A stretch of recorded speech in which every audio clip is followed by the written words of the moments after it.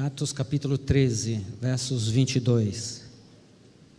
A versão que eu tenho em mãos diz: E tendo tirado a este, levantou-lhes o rei Davi, do qual também, dando testemunho, disse: Achei Davi, filho de Jessé, homem segundo o meu coração, e que fará toda a minha vontade.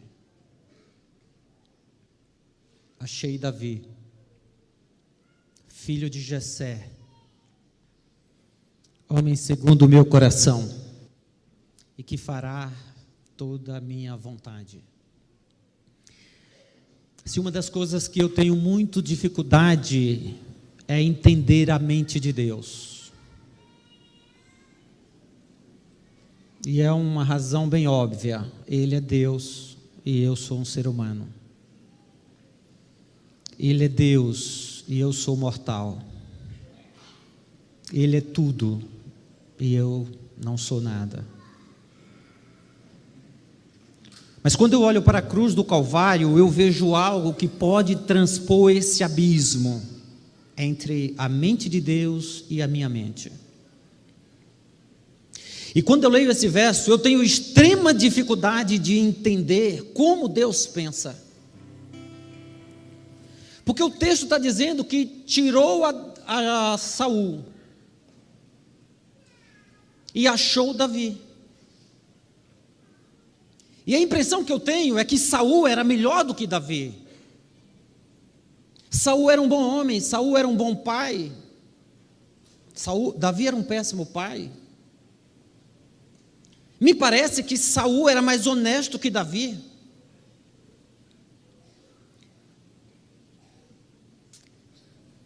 Quando Saul morre, seus filhos estão ao seu lado, lutando por ele. Quando Davi morre, seus filhos estão todos dispersos e quase que destruídos. Mas o texto bíblico diz que Deus achou a Davi, e que era segundo o seu coração. Como entender a mente de Deus? Como não posso admitir que Deus está errado, então eu tenho que admitir que a minha compreensão desse texto precisa ser revista. E o que é um homem segundo o coração de Deus? Porque se Davi e não Saul era um homem segundo o coração de Deus, eu tenho que entender o que é ser segundo o coração de Deus.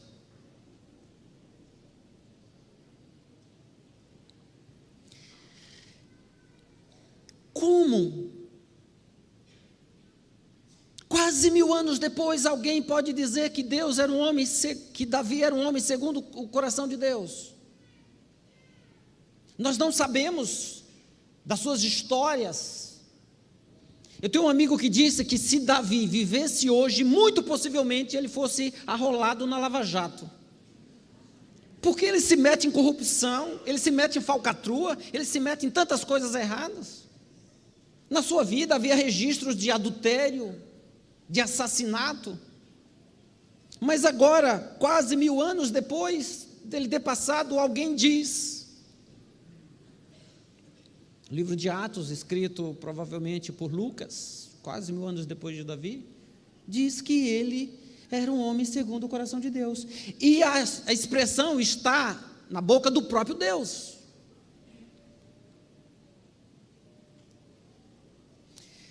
Para entender isso, é necessário estudar um pouco a vida de Davi.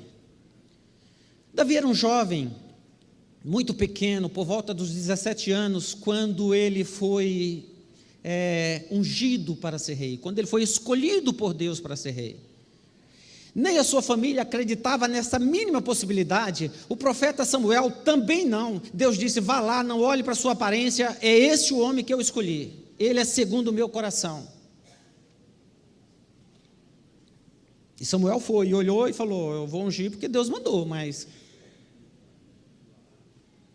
de fato, não dá para valorizar pela aparência. Não é que ele fosse um jovem fisicamente feio, não.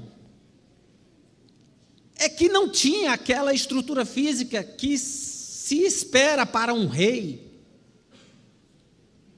Não era belo como Saul.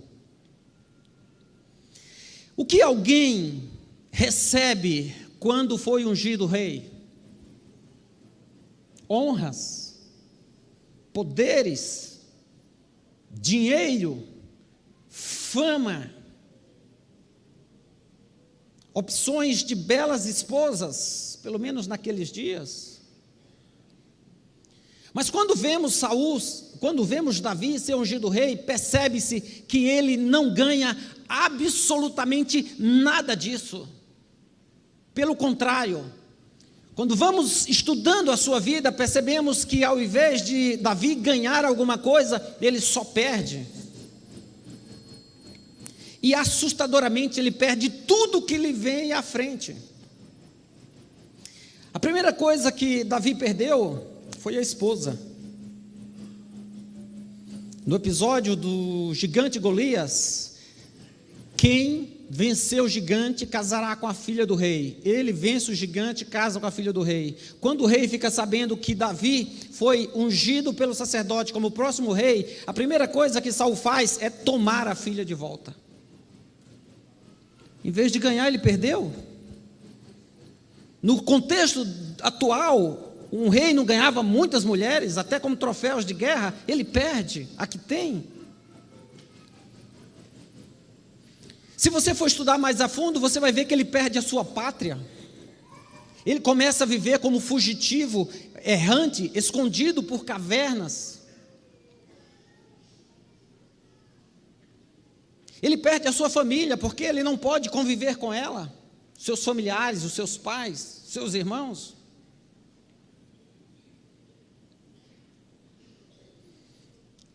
As coisas davam errado para Davi, mas ele tinha um amigo em quem ele se apoiava, em quem ele tomava como base. Mas é interessante notar que este amigo, Jonatas, ele também perde. Porque embora Jonatas respeitasse o plano de Deus, Jonatas seria o sucessor natural ao trono. Mas o plano de Deus não é que a dinastia de Saul continuasse, é que Davi, vindo de uma nova raiz, assumisse o trono. Jonatas entendeu isso e falou: se esse é o plano de Deus, deixa. E ele respeita e ama a Davi como irmão. Mas apesar deles se amarem com o sentido mais puro da palavra irmão, eles não podiam viver juntos. E quando Jonatas morre, Davi não pode nem sequer ir ao seu velório, porque ele era caçado. Já naqueles dias, a sociedade tinha como prática escolherem montes altos, e ali eles colocavam os seus deuses. Como nós temos no Rio de Janeiro, o Cristo Redentor, uma imagem, uma figura religiosa em cima de um morro. Eles faziam muito isso naqueles dias. E o povo discutia ainda qual o monte mais elevado. Se o meu Deus estiver em um monte mais elevado, é porque ele é mais poderoso. Então Davi, andando pelos vales, ele olha para os montes e vê os deuses, e ele diz: eleva os meus olhos para os montes, de onde me virá o socorro? Meu socorro vem não deste Deus dos amorreus, não deste Deus dos filisteus, meu socorro vem do Deus que fez os céus e a terra. Os mais lindos salmos de Davi, ele fez escondido, fugindo, porque tinha sido ungido rei. Ele poderia dizer: Deus, eu estava aqui cuidando de animais e vivia bem. O Senhor me tira lá, me impõe para vencer um gigante, e agora o que deu em mim? Como entender a sua mente, Deus? Todas as coisas davam erradas, todas as coisas davam erradas na vida de Davi. E ele foi ungido com 17 anos, mas subiu ao trono com 30. Foram 13 anos de dificuldades. E apesar das coisas darem errada em sua vida, havia algo que equilibrava, sabe o que era? O pastor. Ele tinha uma amizade, uma referência santa com o pastor local, Samuel. Mas é tão triste a história de Davi, que é nestes dias que o pastor morre. E a associação demorou a mandar um novo distrital. Quando Natan chega, já é no episódio bem à frente. Então ele fica sozinho. E cadê Deus? Há um episódio na vida de Davi que eu preciso explorar com vocês para terminar essa mensagem. Livro de 1 Samuel. Por gentileza, vai lá em 1 Samuel. 1 Samuel capítulo 30. 1 Samuel capítulo 30.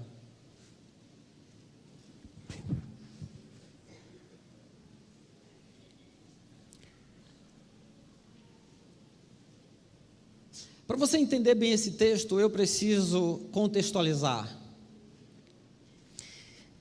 Esse é um dos textos que eu mais tomo tempo tentando viver esse momento, tentando experimentar esse momento. O contexto de 1 Samuel, Davi aqui está fugindo com seus homens. Quem eram os seus amigos? Um bando de desordeiros, todos fugitivos, todos fora da lei. Viviam de pilhar, de saquear, viviam de forma ilegal. Tinham famílias, tinham filhos, moravam em tendas. É como se fosse um permanente campori, barracas para todos os lados, talvez até com um lindo portal. Está aqui os sem teto, sem pátria, sem nacionalidade, sem dignidade de viver. E eles deixaram ali o seu grande acampamento, as suas famílias, e foram para uma cidade chamada Ziclag, uma cidade dos filisteus. Eles iam saquear aquela cidade. Quando eles chegaram ali, eles perceberam que não havia homens de guerra naquela cidade. Eles perceberam que havia algo errado, algo estranho. E aí alguém se tocou. E se eles não estão aqui, porque enquanto nós estávamos vindo pelas montanhas e pelos vales, eles foram pelo caminho principal e estão atacando lá o nosso acampamento. Então caíram em si e voltaram pelo caminho principal, desesperados para chegar no acampamento, porque eles sabiam, se eles chegaram no acampamento, eles encontraram só as nossas mulheres, só as nossas crianças, e não tem resistência de guerra ali. Então eles voltaram para o acampamento, e quando eles chegaram no acampamento, estava tudo destruído, absolutamente tudo destruído. Barracas queimadas, portal destruído, o acampamento tinha virado um resto de guerra. E as mulheres foram levadas, possivelmente para serem vendidas como escravas ou objeto sexual. E as crianças também foram levados. O que Davi fez nessa hora? Venha comigo para o capítulo 30, verso 4. Então Davi e o povo que se achava com ele ergueram a voz a chorar, e choraram até não ter mais forças para chorar. Eu fico pensando o que o autor tinha em mente ao escrever isso. A situação era tão difícil, era tão complicada, que o texto bíblico diz que eles choraram até não terem mais forças para chorar. Isso é angústia, isso é desespero, isso é sofrimento ao extremo. Você já viu alguém chorar até não ter mais forças para chorar?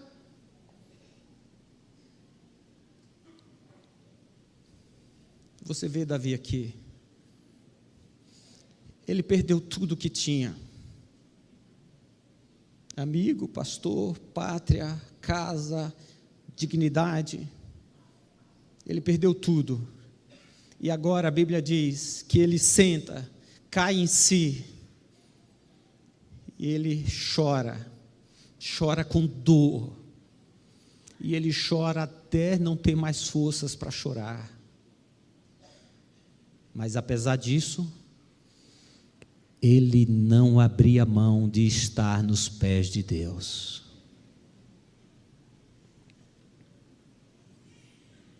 Apesar disso, ele não deixava o seu Deus. A frase não é de Davi, é de Jó, mas poderia muito perfeitamente cair nas mãos de Davi. Ainda que ele me mate, nele confiarei. É por isso, igreja, é por isso, amigo, é por isso, internauta, que Davi é um homem segundo o coração de Deus. Porque ele decide não abrir mão da sua fé. Não importa quão sofre, ele permanece aos pés de Deus. Um dia uma senhora me ligou, e em meio a desespero ela disse: pastor, por que eu? Por que eu, pastor? Eu sou até vegetariana, por que eu agora tendo um câncer de estômago? E no ímpeto eu disse: e por que não você? Por que não você? Por acaso o vegetarianismo te dá certificado de imunidade ao câncer? Por que não você? Queridos, eu vejo muita gente perdendo muito menos do que o que Davi perdeu e já perde a fé.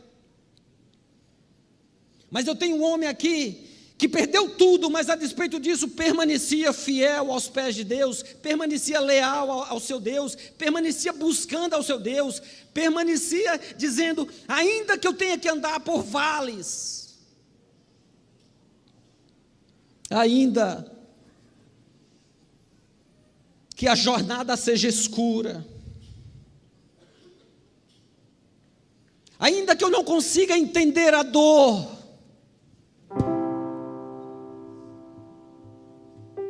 eu continuarei nos pés de Deus, mesmo discordando dele, mesmo não tendo absoluta referência, que possa dizer, que posso entendê-lo.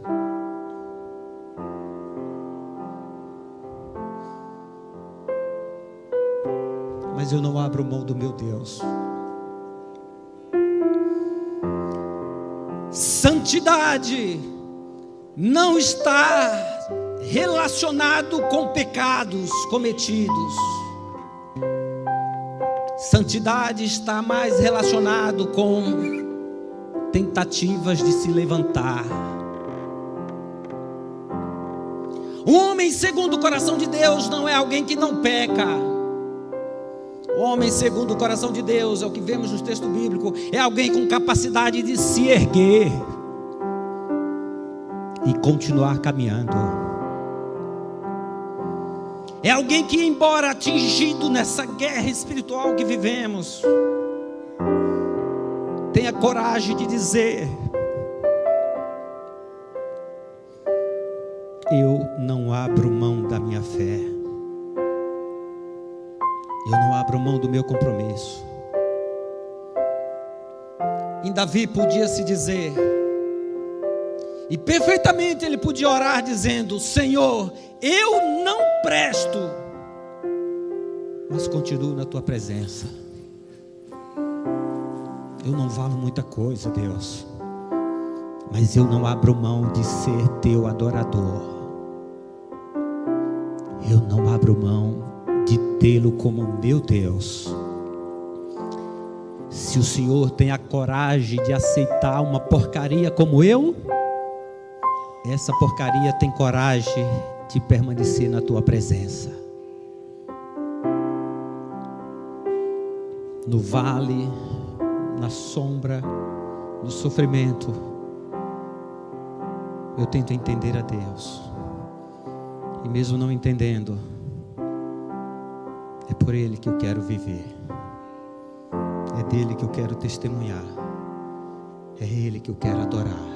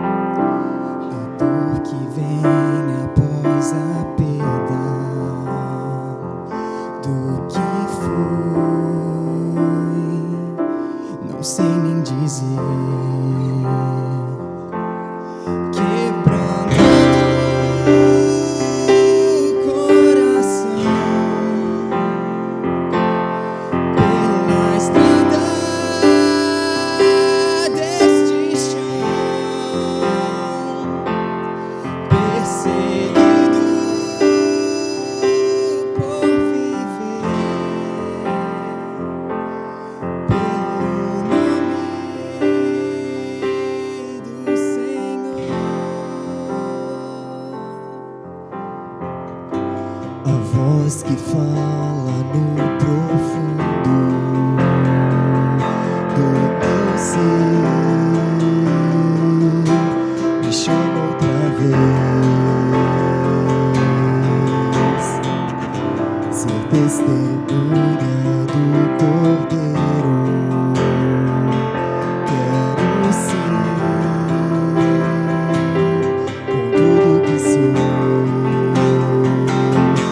seja feito teu querer nas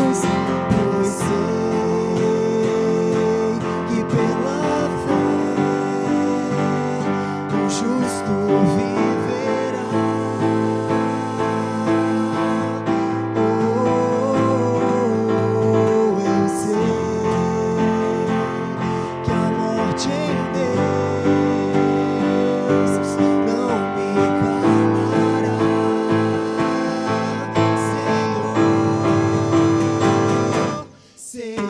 fizer.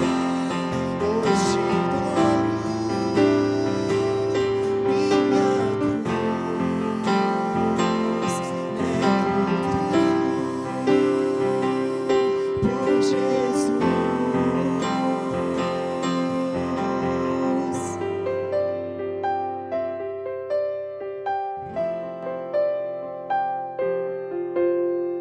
Hoje eu escolho por Jesus. Hoje eu decido viver por Ele. Não importa. Não importa. Definitivamente eu não consigo entender a mente de Deus. Mas se Davi pôde ser um homem segundo o seu coração, eu também posso. E eu também quero. E eu vou viver por isso. Que Ele tenha misericórdia de mim. E me dê forças para essa caminhada. Se você quer fazer essa oração, eu te convido a fechar os seus olhos. A se colocar de pé ou ajoelhado, como você queira. Eu te convido a dizer: Deus, eu quero continuar contigo. Eu não quero abrir mão, apesar das coisas que eu tenho que viver, apesar das coisas que eu tenho que sofrer. Eu quero que o Senhor tenha misericórdia de mim, porque se o Senhor não tiver misericórdia de mim, eu não vou conseguir. Bondoso Deus, tenhas misericórdia dos teus filhos que te adoram aqui nesta manhã. Estando neste templo ou acompanhando essa mensagem onde quer que esteja no Brasil ou no mundo, visita com teu Santo Espírito estes teus adoradores. Perdoa os nossos pecados, porque eles fazem separação entre nós e Ti, Senhor. Mas em nome de Cristo Jesus, nos fortaleça, Pai. Não deixe que a dor, não deixe que a incompreensão, não deixe que a dificuldade acadêmica, não deixe que as limitações financeiras, não deixe que a falta de saúde, não deixe com que isso nos tire da Tua presença. Por vezes nós também choramos, Deus. Por vezes nós também achamos que não há mais forças para chorar. Mas nós queremos continuar aos Teus pés. Faz esse milagre, Senhor. Faz esse milagre. O Senhor sabe onde nós moramos. O Senhor sabe quem mora conosco em nossas casas. O Senhor sabe das dificuldades que temos. Por vezes nós não temos mais forças para continuar andando. Nos abençoa, Deus. Em nome de Cristo Jesus, nos abençoa, Pai. Nós precisamos da Tua bênção. Nós só conseguiremos continuar se o Senhor nos abençoar. Te pedimos, no nome de Jesus.